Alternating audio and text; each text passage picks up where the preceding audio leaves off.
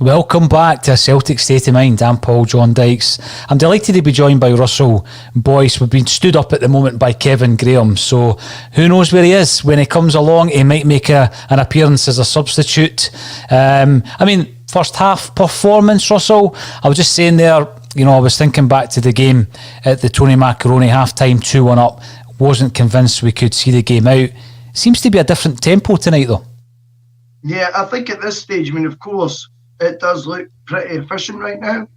I think the saddest bit is, I think for quite a positive first half performance, the fact that I'm not in that mindset I want to be in and enjoying it as much as I could be. And I think the flip side as well is, this season has taught us, do not get too ahead of yourself.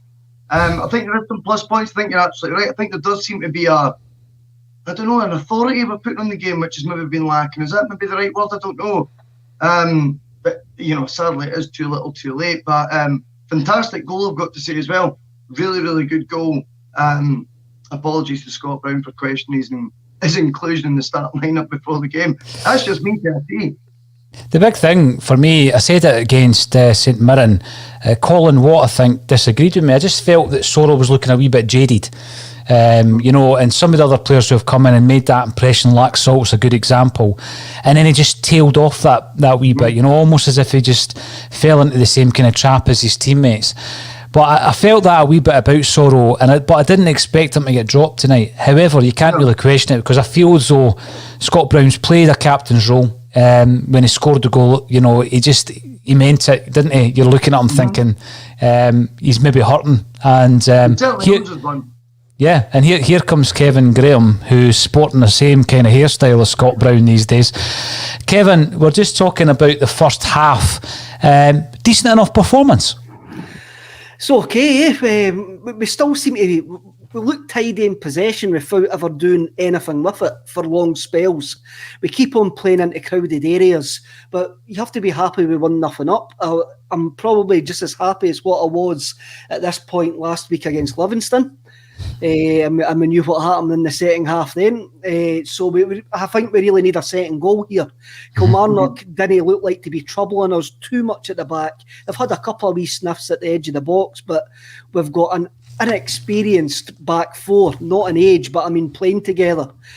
So we need to watch that going forward in the second half. But there has to be many things too wrong, apart from Ayeti really has not got into the game. Edouard keeps running into trouble, and we've got no width. But then that's just the story of our season so far anyway. On the subject of no width, Kevin, I was just saying to Russell before you came in, as a late substitute yourself there, I felt as though John Joe Kenny gave us that, we've had that lack of width on the right hand side. I thought he gave us that out ball, he gave us the option. And he said quite a few, I think maybe 5 balls into the box. One of them's going to come off, and I think he looks like a good addition. We've only seen him for 45 minutes. What's your thoughts on that? I don't think Taylor gives you the same out ball down the left, but certainly I've been impressed with the new guy coming in. No, absolutely. It's no coincidence whatsoever he's not part of the current training setup as of yet. I think that's him just being thrown out of the team. So, give it a couple of weeks. We'll have a different conversation, I'm sure. But in all seriousness, I agree. I think he looks really efficient, energetic, positive on the ball, confident. These are words that I just like associating with Celtic. What's mad? If you actually take a wee step back here, we're playing Kilmarnock, having a poor season, let's be honest, managerless, okay? When was the last time Celtic were rampant? Do you know what I mean? Like, as Kev says, he's happy with 1-0 up at half-time. And I kind of go with that myself. This should be the sort of game, if you're dominating the ball, when was the last time you took your team apart? See this season... I know, this season, you think about maybe, Dundee United probably. I felt, but even then, we didn't tear them apart. I felt it was a comfortable enough victory at home. But you're right, and again, at Rugby Park, it's one of these games that I never ever fancy going to Rugby Park. Under the circumstances, they're not in great form, but neither are we. And I think that when we're looking at the Sorrell being dropped and Brown coming in, what I was looking for from Brown was a real captain's performance, and I think we have got it. obviously he's opened the scoring, Kevin. It was a cracking finish, let's be honest. I mean, again, brilliant cross from Turnbull, but it was a great header. It was a great header, absolutely brilliant header, and he's directed it well into the bottom corner. On my first viewing, I thought the goalkeeper had done a bar cast, 6'3" and dives 5'2". But then when you actually see it, the ball was past him before he even moved it. But it was a great, and there was a bit of an angry celebration as well. There was a bit of like, I told you, well, let's get back on this. And like, look, it's where we are. We're the last couple of since January, we've played like a team that's destined to end up in the bottom six. So we need to start getting victories on the board. And look, we're 1-0 up at half time. Can't be too despondent. Want a second one early in the second half, see if we can get it out. Because unless Killie are going to get a rocket up the arse at half time there, I can't see their tactics changing. They're just going to keep on hanging in there, hoping it's still 1-0 with maybe 15-20 minutes to go, and they might have a go. On the back of your point about Edouard, Kevin, I actually thought Edouard looked up for it. I mean, yeah, he has run into trouble quite a few times, but there's a couple of ones you're thinking that's going to come off, and I think if he just, for me, I think he's faded badly in games. Sometimes you see him in sections of games, for example, against AC Milan, when you thought that's the old Eddie, but then he faded badly in that game. We've seen that a few times this season. I hope he has a good second half, but James Pearson makes the point. If Lennon is moaning at Griff for fitness, what can you say about a Yeti? First half has passed him by, like you said, Kevin. Also, sorrow, fatigue. What's that all about? He's only played 20 games or so, even if that, for Celtic. So, I do agree with that. And I think quite a few of the action points there that Edouard was involved in, he is looking for an out ball, but it looks as though he's trying to take everybody on himself. And Ayeti is standing off position. It's not as though he's giving him the out ball as well.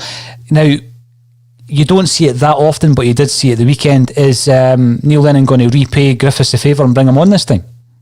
Well, is Lee Griffiths on the same report card that Edouard is? That's the way I see it. Is he judged the exact same way as Edouard is? I don't think so. I think he gets... I don't think he is treated the same. I think when Griffiths makes a mistake or doesn't play well, isn't up for it, he's either called out or he's subbed or he's dropped, whatever. I don't feel that they're both in the same report card by the headmaster. I don't think it's the same one. You're right. Yeah, the approach is completely different, Russell. Yep. You've heard Neil Lennon coming out a couple of times this season and talking about Edouard in terms of the fact that his head's not been in it, and he's been very sympathetic about it.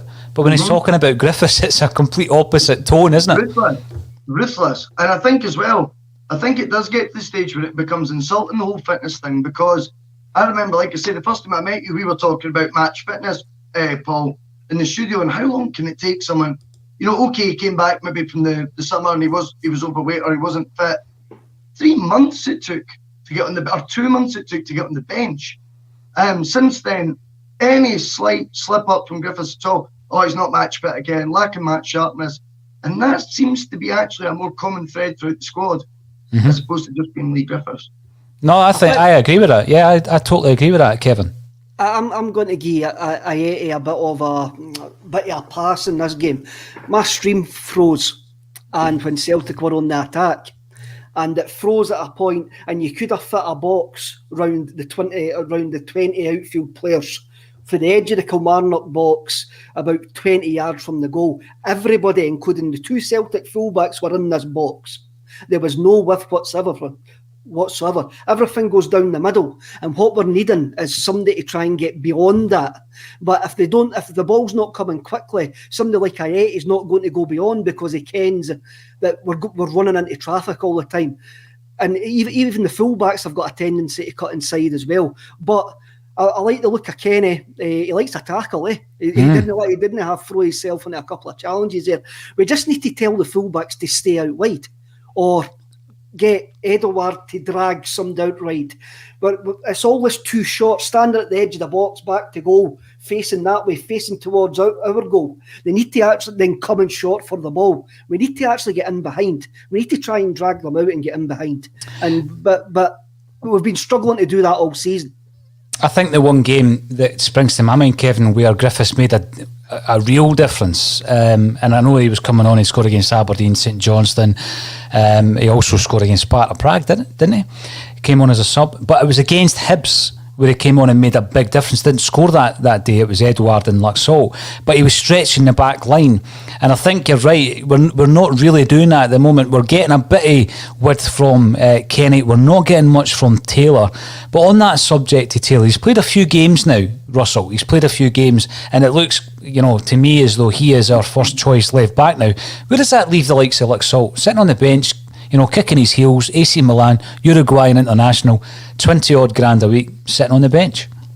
It's a sad tale, but again, I remember saying when Laxalt made his debut, as much as we put a terrible display against Rangers, he was on the plus points because he looks like he likes to tackle. Remember that? Yeah. He looked like he liked to tackle, and then obviously there was that amazing display in the Europa League where he broke whatever record. Look at him now. And that's how fast the regression can occur. This guy is not a donkey. £40 million, I believe it was. AC Milan paid for him. The regression is startling. I think Greg Taylor just comes over. It's hard because he's not got AC Milan on his back. He's not got that big money transfer behind him. So it looks more genuine from Taylor. Just for the get-go from the outset. That perception thing you were talking about, Paul, And it does just because it looks more like that when you watch Taylor, but to be honest with you, no one's looked that good this season. Do you know what I mean? We're talking about Edouard there. Laxalt's least of my worries, to be honest with you. And in terms of wasting of money, Dubai we were talking about yesterday. I mean, there's just so many examples. I don't even think he ranks in the top 10 this season. No, you're right. To paraphrase Peter Lowell, Greg Taylor knows that park like Neil Lennon knows Glasgow, So playing Taylor on that park, he's played there for 4 or 5 seasons, I think he's done all right. Greg Taylor's biggest problem is no Kieran Tierney. Bottom line. Well, there is that. I just think also that, when you are coming in trying to get a run of games and you perform fairly well against the likes of Hamilton on the first day of the season, Kevin, and then the club goes and brings in somebody from AC Milan. I mean, that must dent your confidence no matter who you are. But I think he's done well to fight back into the team. Like you say, we did fancy Laxalt when we saw him first half a dozen games, even though Celtic weren't winning. So fair play to Taylor. I wasn't singling him out as having a bad performance. I just don't think he gives you the same width on that side of the park. One thing I'm going to focus on is the message we're getting in from YouTube at the moment. We need a second, as we will tire around 70 minutes. That's been really, a feature of our displays all season, and it's something that you can put in the same category as a Lee Griffiths situation, whereby even Duffy, I think Duffy sometimes around about the hour mark looks absolutely done in. So that'll be interesting, but also you can use your substitutes to alleviate the tiredness as well. So I hope that we're able to do that. Scott Brown looks up for it. We're back on the park, Russell and Kevin. So all that's left for me to say is thanks for joining me once again on A Celtic State of Mind, and we'll see you at full time.